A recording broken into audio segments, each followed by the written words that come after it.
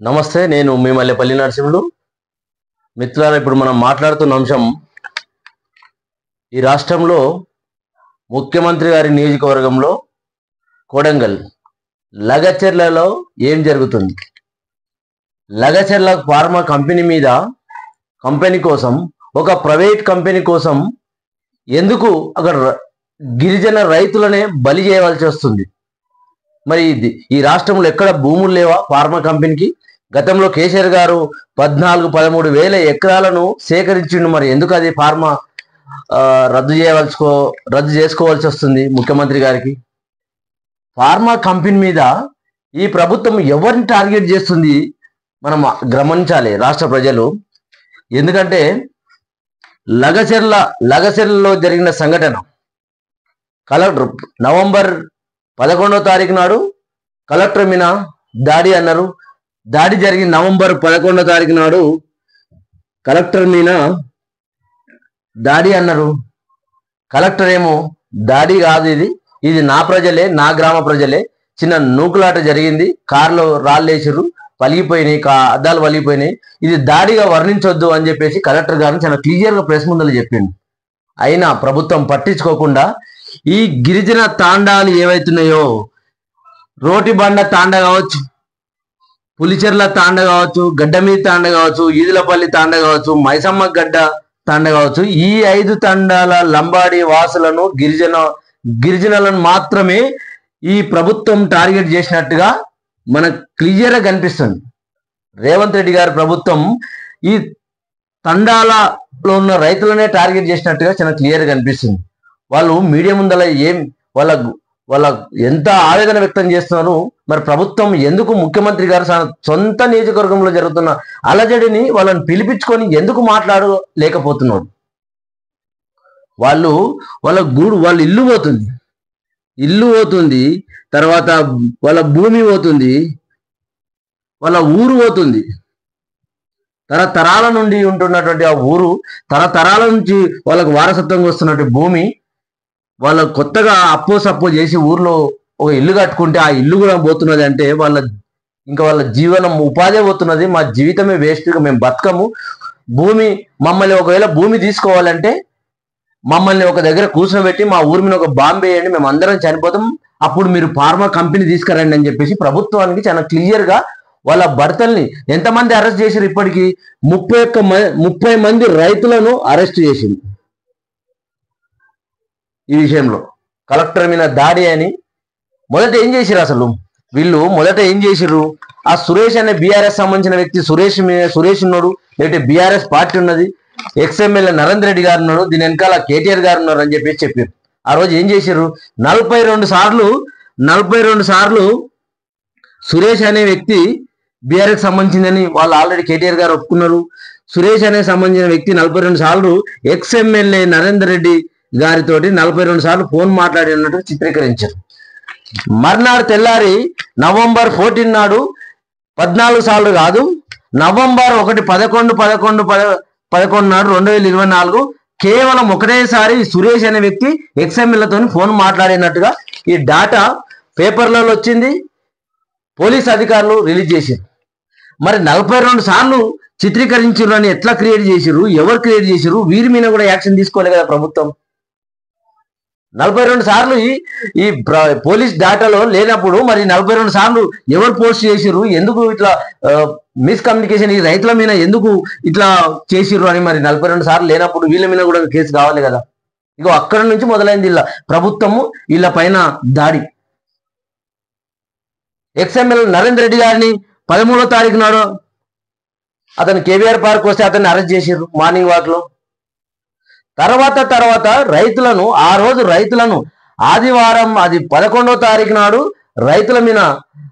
రైతులు వాళ్ళు మధ్యన ఘర్షణ జరిగితే, కలెక్టర్ మధ్యన అధికారుల మధ్యన ఘర్షణ జరిగితే ఆ రోజు రాత్రిలా ఎంత విధ్వంసం సృష్టించారు ఈ ప్రభుత్వం, ఈ పోలీసులు. అంటే ఈరోజు ఒక గర్భిణీ స్త్రీ జ్యోతి అనే అమ్మాయి చెప్తుంది, పోలీసులు తాగేసి వచ్చిర్రు మా ఊరిపైకి, తాగేసి వచ్చిర్రు, ప్రజల్ని మమ్మల్ని ఒక్కొక్క ఇంటి మీదకి 30 మంది పోలీసులు అటాక్ చేసిర్రట. ఆ రోజు కరెంటు బంద్ చేసిర్రంట. వాళ్ళు ఏమన్నా టెర్రరిస్టులా? వాళ్ళు రైతులు కదా, వాళ్ళు లంబడి. అసలు మనం ప్రభుత్వం గుర్తుపెట్టుకోవాల్సింది ఏంది, ప్రతి క్షణంలో రాహుల్ గాంధీ గారు కావచ్చు, ప్రభుత్వం పెద్దలు కావచ్చు, మేము గిరిజనులకు అండగా. మరి సీతక్క ఎక్కడ పోయింది? సీతక్క గిరిజనులకు మేము లంబాడీలకు, ఎస్సీలకు, ఎస్టీలకు మా ప్రభుత్వం అండగంటే ఇప్పుడు మొత్తం లంబాడి వాసుల మీదే దాడులు జరుగుతున్నాయి కొడంగల్లో. మరి సీతక్క ఎక్కడ పోయింది? కాబట్టి వాళ్ళ ఇల్లు, వాళ్ళ భూమి, వాళ్ళ ఊరు చెదిరిపోయినప్పుడు ఖచ్చితంగా వాళ్ళది 9 నెలల పోరాటం, వాళ్ళది 9 నెలల ఉద్యమం. మీరు ఒక్కరోజు దాన్ని వాటర్ ఫ్లాప్ చేసే ప్రయత్నం చేశారు. వాళ్ళు ఎంత రగిలిపోయింటారు వాళ్ళు. ఒక ఊరు ఆ బాధ ఎవరికంటే వాళ్ళ ఊరు, వాళ్ళ ఇల్లు, వాళ్ళ భూమి పోతున్నప్పుడు ఆ బాధ ఆ స్థానంలో ఉన్నోడికి తెలుసు. ఆ ఆరాటం, ఆ పోరాటం. మా సావేగా మమ్మల్ని చంపండి, మీరు తీసుకోండి అన్న కాడికి పోయి వాళ్ళు 2 ఎకరాలు 3 ఎకరాలు, వాళ్ళు లంబాడీలకు 2 ఎకరాలు 3 ఎకరాలు తరతరాల నుంచి వస్తున్నటువంటి మా దగ్గర ఇది గవర్నమెంట్ ల్యాండ్ కాదు, ఇది మా సొంత భూమి అని చెప్పేసి వాళ్ళు గోసపడితే ప్రభుత్వం ఆ రోజు రాత్రికి రాత్రి వాళ్ళను టార్గెట్ చేసి లిఫ్ట్ చేసి, రైతులను లిఫ్ట్ చేసి వాళ్ళను చిత్రహింసలు పెట్టి వాళ్ళను కొట్టిరంట. వాళ్ళు ఈరోజు నిన్న రాష్ట్రంలో ఎస్సీ ఎస్టీ కమిషన్ కలిసారు. ఈరోజు ఢిల్లీలో అక్కడ కూడా కమిషన్లు, చాలా కమిషన్లకు కలిసారు. వారికి ప్రభుత్వం బీఆర్ఎస్ పార్టీ వాళ్ళకు అండగా ఉన్నది. ప్రతిపక్షంగా అండగా ఉండవలసిందే. ప్రతిదీ ఏం చెప్తున్నారు వీళ్ళంటే, వీళ్ళు ఏం చెప్తున్నారంటే ప్రతిదానికి బీఆర్ఎస్ పార్టీ రాజకీయం చేస్తుంది అని. రాజకీయం కాదు, బీఆర్ఎస్ పార్టీ అండగా ఉండవలసింది. ఒకవేళ అండగా లేకపోతే బీఆర్ఎస్ పార్టీని కూడా ఇప్పుడు ముఖ్యమంత్రి గారిని ఎట్లా తిడుతున్నారు, ఎట్లా అటాక్ చేస్తున్నారో అదే విధంగా బీఆర్ఎస్ పార్టీ మీద కూడా జరుగుతుంది. బీఆర్ఎస్ పార్టీ ప్రతిపక్ష హోదాలు ఉన్నది. ప్రభుత్వానికి ఎంతో బాధ్యతారహితంగా ఉంటే ప్రజల తరపున కొట్లాడే హక్కు బీఆర్ఎస్ పార్టీకి ప్రజలు ఇచ్చిర్రు, మ్యాండేటరీగా వాళ్ళకి మెజార్టీ ఇచ్చిర్రు. వాళ్ళు కేటీఆర్ గారు ఈ ఇష్యూను భుజాన వేసుకొని ఫైట్ చేస్తూ ఉంటే కావాలని చేస్తున్నారని వాళ్ళ మీద బట్టగాల్చి, మీరు ఎన్నిసార్లు బట్టగాలు చేయలేరు. మీరు ఇప్పటికీ ఎన్నిసార్లు బట్టగాలు చేయలేరు. ఒక్క లగచల్లనే కాదు, లగచల్ల విషయంలోనే కేటీఆర్ గారు ప్రజలకు అండగా లేడు. మూసి బాధ్యులకు కూడా కేసీఆర్ గారు అన్న ఉంటే పైసలు ఇచ్చి చేపిస్తున్నారు. వాళ్ళు బీఆర్ఎస్ పార్టీలు పైసలు ఇచ్చి చేపిస్తున్నారు అంట. మూసి వాళ్ళకి అట్లేం చేశారు. పోలీస్ కానిస్టేబుల్ వాళ్ళ ధర్నాలు, వాళ్ళ భార్యలు ధర్నాలు చేస్తే కేటీఆర్ గారు అండగా పోతే మీరు డబ్బులు ఇచ్చి చేపిస్తున్నారు అంటున్నారు. తర్వాత గురుకుల పిల్లలు రోడ్ల మీదకి వచ్చి మాకు పురుగులను అందించమని వాళ్ళు ఉంటే హరీష్ రావు గారికి మద్దతు పలికితే మీరు డబ్బులు ఇచ్చి చేపిస్తున్నారు అని అంటారు. తర్వాత ఇట్లా అశోక్ నగర్ లో విద్యార్థులు పోరాటం చేస్తే ఇది బీఆర్ఎస్ పార్టీ అంటే. ప్రభుత్వము ఏమి జరిగినా తెలంగాణలో ఒక ఉద్యమం చేసినా, ఒక ధర్నాలు చేసినా బీఆర్ఎస్ పార్టీ మీద బట్ట కాల్చి పడేయడం ఈ ప్రభుత్వంకి నేర్చుకున్నది. చాలా క్లియర్గా ఈ గిరిజనులకు అన్యాయం జరుగుతున్నది, వీళ్ళని కూర్చునేటి మాట్లాడు, వాళ్ళని నొప్పించు అని వాళ్ళు ఏమి ఇవ్వమని చెప్పలేరు. వాళ్ళకు అక్కడ 1 ఎకరము 60 లక్షల నుంచి 70 లక్షలు పోతుంది. మరి నువ్వు కేవలం ఎకరానికి 10 లక్షలు కట్టిస్తే వాళ్ళు ఎట్లిస్తారు పొలాలు? వాళ్ళ జీవనోపాధి ఏంది? కొడంగల్ డెవలప్మెంట్ అవసరమేమో, కానీ ఆ ప్రాంత గిరిజనులకు మీరు ఏం చేస్తామని ఏది చెప్పకుండా 9 నెలల వాళ్ళ పోరాటాన్ని లెక్కలోకి తీసుకోకుండా మీరు వాళ్ళను ఇబ్బంది పెట్టి, నానా ఇబ్బంది పెట్టి 30 మంది రైతులు ఇప్పటికి జైల్లో మగ్గుతున్నారు. తెలంగాణలో ఇది తెలంగాణ సమాజానికి సిగ్గుచేటు ఈ వార్త. రైతులు గతంలో మల్లన్న సాగర్ గుడంగా జరిగింది. కేసీఆర్ గారు ల్యాండ్ ఎక్విజిషన్ చేసినప్పుడు మల్లన్న సాగర్ బాధ్యులు కూడా విపరీతంగా పోరాటం చేస్తే అక్కడ మల్లన్న సాగర్ దగ్గర ఒక ఆర్డీఓ పైన, నాకు తెలిసి ఒక ఆర్డీఓ పైన పెట్రోల్ పోసిర్రు అంటుపెట్టడానికి. రైతులు మా ఊర్లో ఏమైనా పెట్రోల్ పోస్తే ఏం చేసిండు కేసీఆర్ గారు? చాలా చాకచక్యంగా అక్కడ వాళ్ళని పిలిచి మాట్లాడి వాళ్ళ మీద పెట్రోల్ పోసిండు, దాడి చేసిరు అని చెప్పేసి రైతులను లోపల వెళ్ళేది కేసీఆర్ గారు. వాళ్ళని పిలిపించి మాట్లాడే ప్రయత్నం చేసిండు. అది కదా జరగవలసింది. ఇక్కడ లగచర్లలో ముఖ్యమంత్రి గారు సొంత నియోజకవర్గం రైతులను పిలిపించి మాట్లాడాలి కదా. వాళ్ళని అరెస్ట్ చేయడం ఎంతవరకు కరెక్ట్? లంబాడి వాళ్ళు ఇల్లు ఏం చేసిన నడుస్తుంది? ఎందుకు మరి నేను అడుగుతున్న ముఖ్యమంత్రి గారిని, ఎందుకు మీ కొండరెడ్డిపల్లెలో ఎందుకు మరి పెట్టండి, ఫార్మా కంపెనీ పెట్టండి. అక్కడ రెడ్డిల పొలాలు 100 ఎకరాలు ఉన్నాయి కదా, అక్కడ భూస్వాములు ఉన్నారు కదా, కొండరెడ్డిపల్లెలు పెట్టండి. కొండరెడ్డిపల్లె రెడ్డిల పొలాలు పోదు. ఇది గిరిజనులను టార్గెట్ చేసుకొని ఫార్మా కంపెనీ వస్తే డెవలప్మెంట్ ఉండో ఏముంటది? ఫార్మా కంపెనీలు ఎవరికి ఉద్యోగాలు వస్తాయి సమాజానికి తెలియదు కాదు. ఎవరికి వస్తాయి ఫార్మా కంపెనీలో? బిఎస్సీ, ఎంఎల్టీ, బి ఫార్మసీ, ఇవన్నీ ఏమైనా దానికి సంబంధించిన చదువులు ఉంటే ఆ గ్రామాల్లో ఈ గ్రామాల్లో బిఎస్సీ, ఎంఎల్టీ, బి ఫార్మసీ సంబంధించిన ఎవరు ఉన్నారా? ఉద్యోగాలు వస్తాయి వాళ్ళకు? ఏమొచ్చినా చెప్రాస్ పనులు, అటెండర్ పనులు, అందులో లేబర్ పనులు దొరుకుతాయి. ఇది మీరు మీ ఉపాధి కల్పిస్తున్నామని చెప్పుకొస్తున్నారు. వాళ్ళు ఒక గర్భిణి ఏడుస్తుంటే కళ్ళకి నీళ్ళు వస్తున్నాయి, ఆమె బాధలు చెప్పి ఏడుస్తుంటే. ఆమె భర్తను లిఫ్ట్ చేసిన విధానం కానీ, ఆ రాత్రిపూట వాళ్ళు అటాక్ చేయడం కానీ, టెర్రరిస్ట్లా? ఈ దేశం మీద వాళ్ళు ఏమన్నా టెర్రరిస్ట్లా? మనం కడుపులో పెట్టుకొని చూసుకుంటామని చెప్పినాం కదా మన మేనిఫెస్టోలో వాళ్ళని, గిరిజనులను. మిత్రులారా ఆలోచన చేయండి.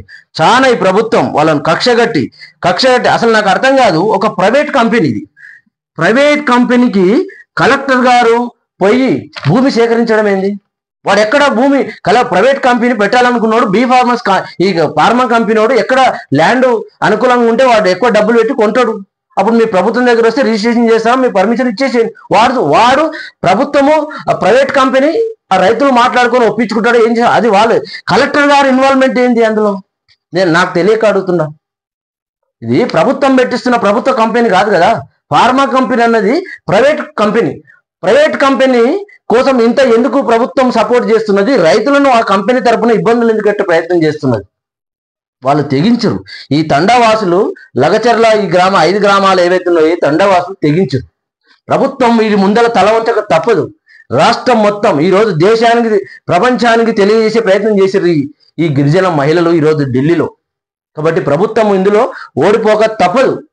దేశానికి పోకుండా రేవంత్ రెడ్డి గారు వాళ్ళని పిలిపించి అక్కడ ఏందో మాట్లాడి వాళ్ళను చూడాలనే సందర్భాన్ని నేను ఒక యువకునిగా నేను రిక్వెస్ట్ చేస్తా ఉన్నా. మిత్రులారా, ఇంకొక విషయానికి వస్తే గతంలో ఇది వీళ్ళే తెచ్చారు. మన్మోహన్ సింగ్ గారి ఆధ్వర్యంలోనే పిఎంగా ఉన్నప్పుడు వీళ్ళే ఒక జీవో తీసుకొచ్చారు. ఏం తీసుకొచ్చారు? 1+1 ఏదైనా ల్యాండ్ అక్విజిషన్ జరిగేటప్పుడు ఇప్పుడు 10 లక్షలు పోతుందంటే ఇంకో 10 లక్షలు 1+1 అదే తీసుకొని వాళ్ళు ల్యాండ్ తీసుకొని అక్విజిషన్ చేయాలంటే పిఎం మన్మోహన్ సింగ్ గారు ఉన్నప్పుడు వీళ్ళు చట్టం తెచ్చారు. మరి ఇప్పుడు 10 లక్షలు కట్టిస్తామంటే ఎట్లా? 60 లక్షలు కూడా ప్రైవేట్ ల్యాండ్ పోతుంటే నువ్వు ఇంకొక 60 కట్టి ఒప్పించు రైతులను. అది కదా బలవంతంగా పెట్టి చట్టంలో కూడా లేదు కదా, మీరు చేసిన చట్టంలో కూడా లేదు అక్కడ.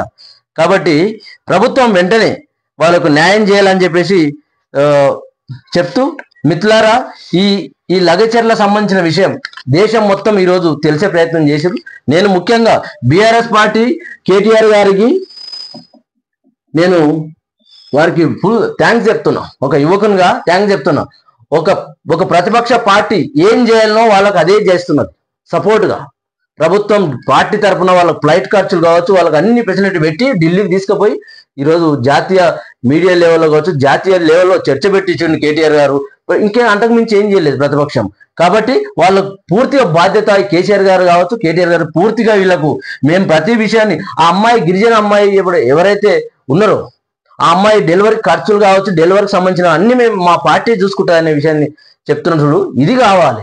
ప్రభుత్వము ప్రతిపక్షం చాలా ఎంత రోల్ పాటిస్తుంది తెలంగాణలో అంటే ఈ తండావాసులకు పూర్తిగా మద్దతు ఉన్నందుకు నేను కేటీఆర్ గారికి ప్రత్యేకంగా ధన్యవాదాలు తెలుపుతూ, ఎంబడే రైతులను 30 మంది అయితే రైతులను అరెస్ట్ చేసిండ్రో గిరిజనులను ఎంబడే రిలీజ్ చేసి వాళ్ళకు చర్చలు పెట్టాలని చెప్పేసి ముఖ్యమంత్రి గారికి రిక్వెస్ట్ చేస్తూ నేను మీ మల్లెపల్లి నరసింహులు. నమస్తే.